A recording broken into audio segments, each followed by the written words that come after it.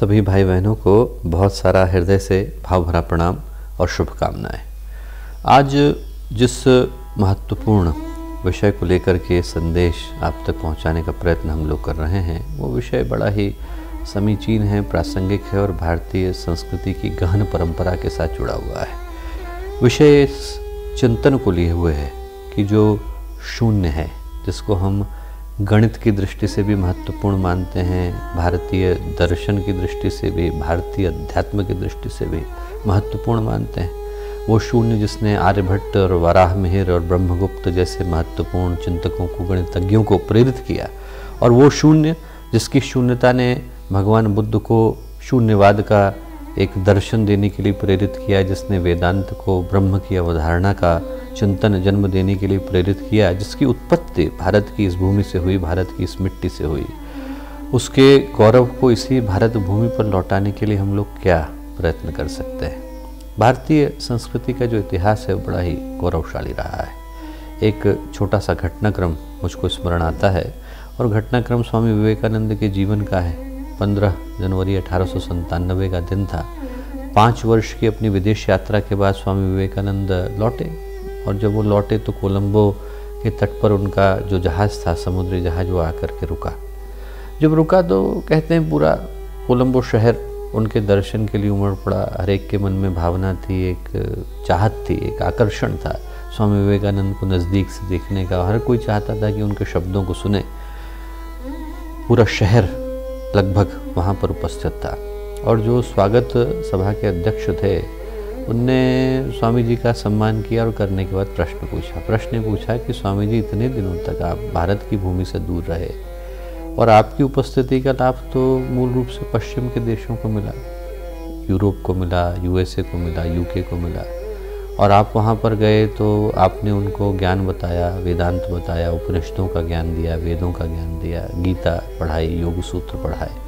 तो इस सब का लाभ वहाँ के लोगों को मिला। आप इतने दिनों तक भारत से दूर रहे, आपको क्या लाभ हुआ? तो स्वामी विवेकानंद ने बड़ा ही प्यारा उत्तर दिया। बोले कि सही पूछते हैं आप, इतने दिनों तक मैं वहाँ रहा तो उसका सबसे ज़्यादा लाभ तो मुझे ही हुआ। बोले इतने दिनों तक वहाँ रहा तो अब इस बात को, जो मैं भारत छोड़ने से पहले सिर्फ अपने भावना के आधार पर सत्य मानता था, उस बात को अब मैं पूरे प्रमाण के साथ सत्य मानता हूँ। बोले भारत जब तक छोड़ा नहीं था तब तक मुझे लगता था कि सब लोग कहते हैं कि भारत देवभूमि है, ऋषि भूमि है, अवतारों की भूमि है, और सब कहते हैं तो सच ही होगा। सब लोग जय जयकार करने को बोलते थे, मैं भी करता था। बोले अब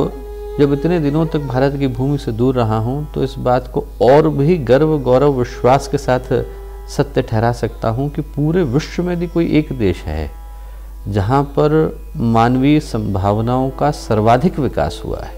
आध्यात्मिक अनुसंधान, दया, क्षमा, धृति, करुणा, त्याग, बलिदान, ये सारे मानवीय सद्गुण यदि शिखर पर पहुँचे तो बोले भारत का देश है। अब पूरे विश्व में यदि कोई एक देश है जहाँ पर ईश्वर को पाने का प्रयत्न कर रही प्रत्येक आत्मा को एक न एक बार जन्म लेने के लिए बाध्य होना पड़ता है, और लिए बिना उसका कल्याण संभव नहीं, तो बोले भारत का देश है। और बोले इस भारत के देश से ही संस्कृति ने जन्म लिया है, और इसी भारत के देश से फिर ज्ञान की वो गंगा बहेगी जो पूरे विश्व को अपने प्रकाश से आप्लावित करेगी। और बात वो 120 से भी ज़्यादा वर्ष पहले कह कर के गए, आज की तारीख में भी उतनी ही सत्य है। भारत की भूमि से यदि ज्ञान विज्ञान न निकले होते, तप और योग न निकले होते, सांख्य और वेदांत की धाराएं न वही होती, यहाँ पर एक के बाद एक आकर सिख गुरुओं से लेकर जैन तीर्थंकरों ने, अवधूतों से लेकर दरवेशों ने, महापुरुषों से लेकर अवतारों ने अपने व्यक्तित्व की ऊर्जा से, ऊष्मा से, प्रकाश से इस धरती को सौभाग्यशाली न बनाया होता, और उनके चिंतन से और उनके दर्शन से और उनके दिए गए ज्ञान से आज भी भारत ही नहीं बल्कि पूरे विश्व की भूमि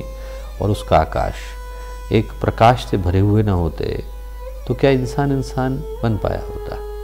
मानव जिसको हम बोलते हैं उसको मानवता देने का श्रेय उसी चिंतन को तो जाता है। यदि हम ब्रह्मास्मि का चिंतन न गूंजा होता, आत्मोत्सर्ग भूतेषु का न गूंजा होता, वसुधैव कुटुंबकम का न गूंजा होता, उपनिषदों का ज्ञान न बहा होता, वेदों की धाराएं न बही होती, तो क्या इंसान वो बन पाता जो आज वो पूरे विश्व में आधिपत्य जमाता हुआ दिखाई पड़ता है। उसके पीछे श्रेय जो है वो भारतीय ज्ञान की, संस्कृति की इस परंपरा को है, और वो सिर्फ भारत का एकाधिकार नहीं है, पूरे विश्व का है। पैरासीटामोल की गोली जो है वो एक देश में खोजी जाती है, पर अधिकार तो पूरे विश्व का हो जाता है। वैसे ही ये जो चिंतन है, इसने जन्म भारत में लिया, पर इस पर अधिकार पूरे विश्व का हो जाता है। इसको उद्गम देने का, इसको जन्म देने का श्रेय भारत को है, पर इसको फैलाने का जो संकल्प है वो भारतीय संस्कृति का है। और उस धारा में एक महत्वपूर्ण धारा शून्य के खोज की है, शून्य के अनुसंधान की है। गणित की दृष्टि से भी पूरा कैलकुलस, पूरा फिजिक्स, पूरी क्वांटम फिजिक्स, वो बिना शून्य की खोज के शून्य ही रह जाते हैं। यदि शून्य न खोजा गया होता तो न अलजेब्रा ने जन्म लिया होता, न कैलकुलस ने लिया होता, न ट्रिग्नोमेट्री हो पाई होती। एंटायर मैथमेटिक्स, पूरा का पूरा फिजिक्स, पूरा का पूरा भौतिक शास्त्र, उसके पीछे की जो अवधारणा है वो शून्य से निकल करके आई है। और उसी के साथ साथ जो शून्य का दार्शनिक पक्ष है, वो दार्शनिक पक्ष जहाँ से भगवान बुद्ध का शून्यवाद निकल करके आता है, जहाँ से ऋग्वेद का नासदी सूक्त निकल करके आता है, ना सदासीन नो सदासीत तदानीम नासीद्रजो न व्योमा परोयत किमावरी वह कुहश्च शर्मन नम्भः किमासीत गहनम गभीरम न मृत्युरासीत अमृतम न तर्हे न रात्रया न आसीत प्रेक। कहते तो यही है परमेष्ठी ऋषि उसके अंदर, कि नथिंगनेस के अंदर से भी नथिंगनेस था, कि उस समय न शून्य था, न उस समय में पूर्ण था, न रात्रि थी, न दिन था, न उजाला था, न अंधकार था, न धरती थी, न धरती के ऊपर के लोग थे, और उस समय में भी शून्य के अंदर शून्य ही सुरक्षित था। ये चिंतन तो वेदों में 5000 साल से भी पहले दे दिया गया। दुर्भाग्य यह है कि आज के समय में हम लोग जरूर भरोसा करते हो कि शून्य का ये चिंतन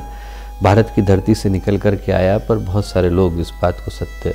मानने से जानते हुए भी इनकार कर देते हैं। और एक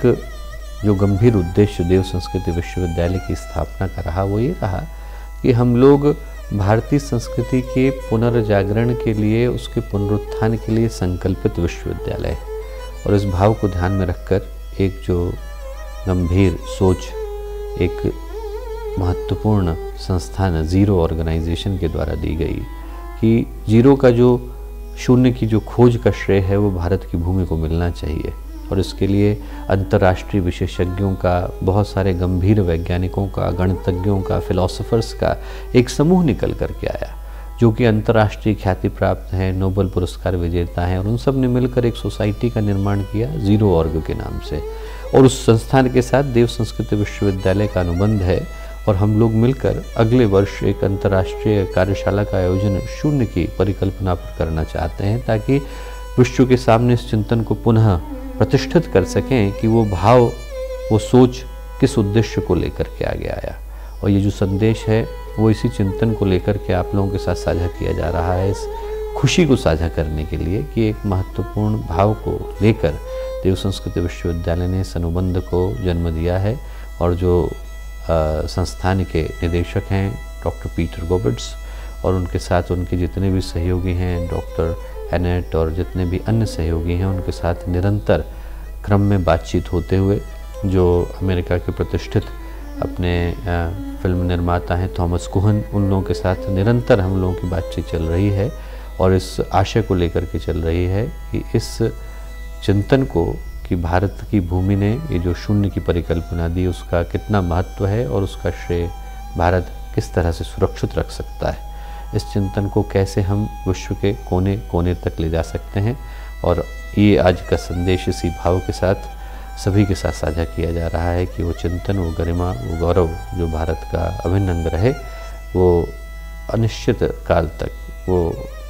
हमेशा भारत के साथ सुरक्षित रह सकें, सदा सर्वदा सुरक्षित रह सकें। ऐसी सभी को शुभकामनाएं, ऐसी सभी को मंगल कामनाएं।